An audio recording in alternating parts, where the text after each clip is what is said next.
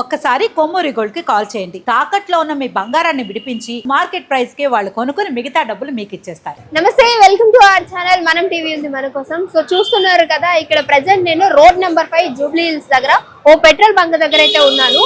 జనాలు నిజంగా లిటరలీ ఓ 3-4 గంటల నుంచి ఇక్కడ వెయిట్ చేస్తున్నారు. ఇప్పుడే గేట్స్ అయితే ఓపెన్ చేశారు. నిజంగా మన నిత్యావసరాలు అనేది నిలిచిపోతే ఎంత ప్రాబ్లం ఉంటుందో లేదో తెలియదు, కానీ పెట్రోల్ అనేది గనక నిలిచిపోతే, వేయడం ఆపేస్తే మాత్రం చాలా సమస్యలు వస్తాయి. ఎందుకంటే మన ఇంట్లో పాలు రావాలన్నా, పెరుగు రావాలన్నా, మన ఇంట్లో రైస్ రావాలన్నా సరే, ఆ సరుకులు రావాలంటే వెహికల్ రావాలి. ఆ వెహికల్ ట్రావెల్ చేయడానికి డెఫినెట్ గా ఫ్యూయల్ అనేది అంతే ఇంపార్టెంట్. బట్ ఇక్కడ చూసుకుంటే నిజంగా కొన్ని గొడవలు కూడా జరుగుతున్నాయి అని చెప్పొచ్చు. ఎందుకనంటే చాలా మంది పేషెన్స్ అనేది పోతుంది. ఎందుకంటే ఆల్మోస్ట్ 5-6 గంటల నుంచి ఇక్కడ ట్రావెలింగ్ ఉంది. ఇంకొక విషయం ఏంటంటే, మనకి ఏదైతే అంబులెన్స్ అనేది ఉందో అది నిజంగా పొద్దున్న నుంచి ఇక్కడ వెయిట్ చేస్తున్నారంట. సో ఆయన టయానికి వెళ్ళక 2 పేషెంట్స్ కూడా చనిపోయారని చెప్పేసి ఎవరైతే ఓనర్ ఉన్నారో ఆ డ్రైవర్ చెప్పడం జరిగింది. నిజంగా ఇవన్నీ చూస్తూ ఉంటే కనుక ఎక్కడో యుద్ధం జరుగుతూ ఉంటే వేరే దేశాల్లో, నిజంగా మన దగ్గర కూడా నిజంగా ఏమో యుద్ధం జరుగుతుందా లేదా ఆ ఇంపాక్ట్ మన వరకు వస్తుందా అనేది కళ్ళకు కట్టినట్టు క్లియర్ గా ఇక్కడ కనిపిస్తూ ఉంది. సో అసలు కొంతమందితో మనం మాట్లాడడానికి ట్రై చేద్దాము. అసలు పెట్రోల్ రేట్ ఎంత పెరిగింది, అసలు ఏం జరుగుతుంది, వాళ్ళకి అసలు నిజంగా విషయం తెలుసా లేదా, ఇంకా ఫర్దర్ ఇంకేమైనా ప్రాబ్లమ్స్ ఉన్నాయా, జనాలు అసలు ఎందుకు పానిక్ అవుతున్నారు, వాళ్ళతో మాట్లాడి తెలుసుకుందాం. గవర్నమెంట్ ఏమో అసలు ప్రాబ్లమే లేదు అంటుంది, ఎక్కడో యుద్ధం జరిగితే మనకేంటి అంటుంది. కానీ ఇక్కడ చూస్తే బంకుల దగ్గర లైన్స్ నిండిపోతూ ఉన్నాయి. అసలు ఏమనుకుంటున్నారు, పెట్రోల్ ఎందుకు ఇంత రేట్స్ పెరుగుతున్నాయి అంటారు? మీకు ఏమైనా ఐడియా ఉందంటారా? ఐడియా అంటే ఏమి లేదమ్మా. ఫస్ట్ ఈ యుద్ధాలు ఏదో ట్రంప్ చేసిన విధానానికి మొత్తం అన్ని యుద్ధాలకి అన్ని దేశాలకి కంపు అయిపోయింది. ఒకళ్ళ మీద ఒకళ్ళు యుద్ధాలు చేసుకుంటున్నారు. అది ఏమైందంటే మన దేశానికి ఎఫెక్ట్ పడుతుంది. దీనికి మోడీ ఏం చేస్తాడు? మోడీ ట్రంప్ ని అరికట్టలేడు కదా.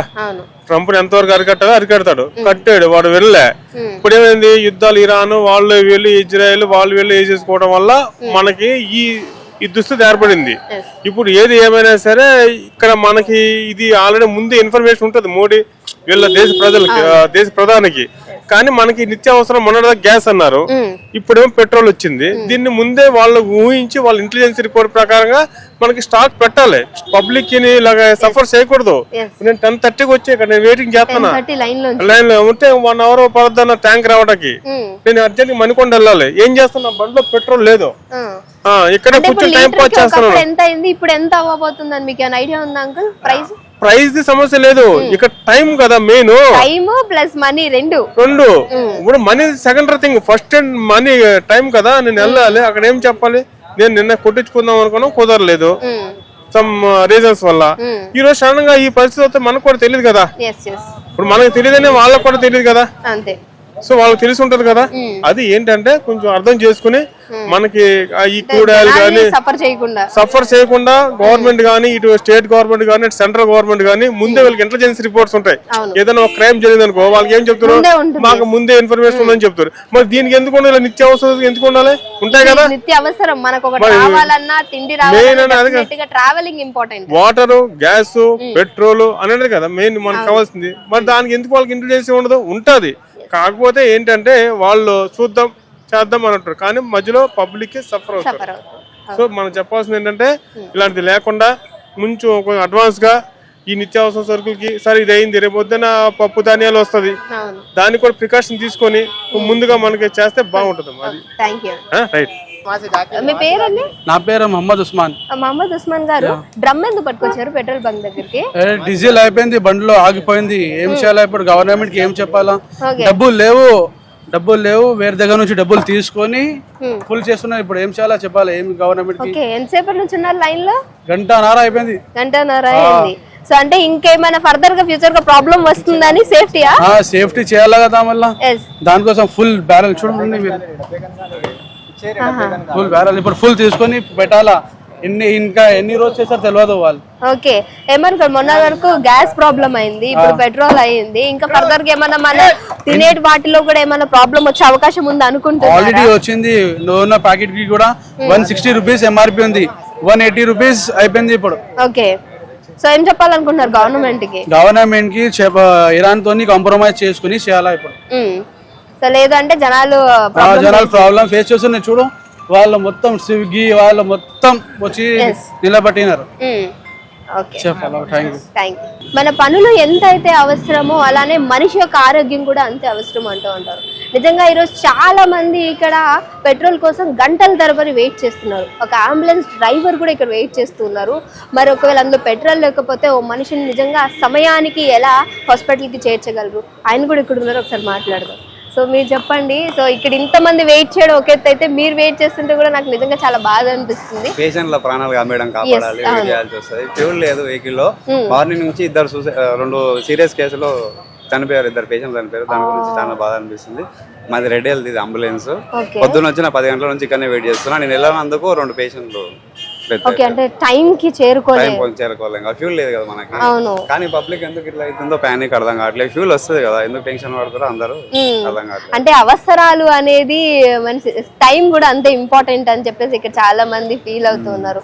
ఒకవేళ నిజంగా ఫ్యూయల్ ఖర్చు ఇంకా ఎక్కువ అయిపోయి లేదు అని అంటే ప్రాబ్లం ఎక్కువ అయిపోతే వాట్ ద సిచ్యువేషన్, మీరేం గవర్నమెంట్ చెప్పాలి అనుకుంటున్నారు? మేమేం చెప్పగలుగుతామండి, ప్రస్తుతానికి అయితే పేషెంట్లు కదా మనకి ఇంపార్టెంట్. మనుషుల ప్రాణాలు ఇంపార్టెంట్. కొంచెం పబ్లిక్ ఆపొచ్చు కానీ పేషెంట్ల ప్రాణాలు ఆపలేం కదా. మనం ఏం చేయగలుగుతాం? People are using cans and bottles to capture the petrol. That will obviously, impact the people are getting affected about all these things. I think government should take precaution on this. They should not allow bottles to capture. Bottles and cans. Then obviously people will have the proper petrol. So I request petrol pump people they should not allow bottles and cans for everyone. Thank you.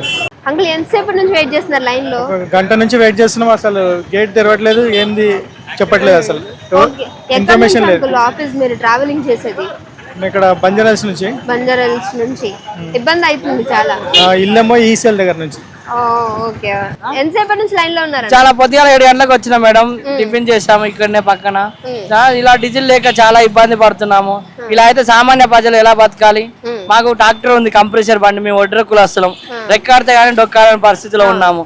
ఇలా అయితే ఏ విధంగా బతకాలం? ప్రజలు ఇప్పటికైనా చాలా ఇబ్బంది పడుతున్నారు. ఈ bike దారులే కానీ కార్లు వాళ్ళే కానీ కేంద్ర ప్రభుత్వం ఇప్పటికైనా చర్య తీసుకొని తగినంత డీజిల్ పెట్రోల్ నిల్వలు ఉంచవలసిందిగా కోరుతున్నాం మేడం. అంటే ఉన్నా గానీ ఏదో సమస్యను క్రియేట్ చేసి ఎక్కువ రేట్లు పెంచుతున్నారు అనే వార్త కూడా ఇప్పుడు చాలా మంది మాట్లాడారు. అవును మేడం, టీవీ న్యూస్ లలో అలా ఏమని లేదా, అలా ఆ విధంగా అనేది ఏం లేదని అంటున్నారు. కానీ చాలా జనాలు సోషల్ మీడియాలో వచ్చే దాన్ని బట్టి అవుతున్నారు. ఇప్పుడు మాకు ఎమర్జెన్సీ వర్క్ నడుస్తుంది, రాక్ కటింగ్ వర్క్ చేస్తాం మేము. సెల్లార్ తీస్తాం అన్నమాట. మట్టి మిషన్లు ఉన్నాయి మనకి 2. ఆ విధంగా దానికి సరిపడా డీజిల్ లేదు. ఇప్పుడు వర్క్ అయిపోయింది. ఇప్పుడు అవసరం ఉన్న వాళ్ళు వస్తారు, అవసరం లేని వాళ్ళు వస్తారు. కాబట్టి ఆ విధంగా అందరికి ఎటు కాకుండా సరిపోతుంది డీజిల్. ఆ విధంగా మీరు ఏం చెప్పాలనుకుంటున్నారు ప్రభుత్వానికి? ఇక్కడికైనా కేంద్ర ప్రభుత్వం చర్య తీసుకొని తగినంత డీజిల్ పెట్రోల్ బంకులలో నిల్వ ఉంచే విధంగా చర్యలు తీసుకోవాలని కోరుతున్నాం మేడం. ఓకే, ఎంతసేపు నుంచి వెయిట్ చేస్తారు లైన్ లో? గంట నుంచి. ఓకే, ఎంత టైం పడుతుందో తెలియదు. సో అంటే నార్మల్ గా ఇరాన్ ఇజ్రాయెల్ కి మధ్య జరుగుతున్న ఈ వార్ వల్ల మనకేం ప్రాబ్లం లేదని గవర్నమెంట్ చెప్పింది. కానీ చూస్తుంటే ఆల్రెడీ గ్యాస్ ఇష్యూ వచ్చింది, పెట్రోల్ ఇష్యూస్ కూడా వచ్చింది. మరి ఏమనుకుంటున్నారు? వాళ్ళకి వచ్చిందో లేదో మనకే చాలా ప్రాబ్లం అవుతుందమ్మా. అక్కడెక్కడో జరుగుతుంది, ఇక్కడ రాదు అని లేదు మనకు తెలియదు, కానీ ఇక్కడైతే చాలా ప్రాబ్లం అవుతుంది. సో అంటే ఇప్పుడు రేట్స్ కూడా అంతే విధంగా పెంచేశారు అంటున్నారు. చాలా మంది ఏంటంటే ఇంతసేపు లైన్ లో ఉన్నాం కదా అని ఫుల్ ట్యాంక్ చేయించుకునే వాళ్ళని చూస్తున్నాము. సో ఆ వెనకాల వచ్చే వాళ్ళకి ఉంటుందో లేదో కూడా తెలియదు. మీరేమనుకుంటున్నారు? ఇంకా ఫర్దర్ ఫ్యూచర్ లో ఏం ప్రాబ్లమ్స్ రావచ్చు అనుకుంటున్నారు ఈ వార్? అన్నిటికీ ప్రాబ్లం వస్తుంది. పెట్రోల్ కే వస్తే అన్నిటికీ ఇంకా ప్రాబ్లం వస్తుంది. ఇంకేమో ఇది రాకపోతే ఇంకా అన్నిటికీ ప్రాబ్లం వస్తుంది కదా. అన్నిటికీ ప్రాబ్లం వస్తుంది.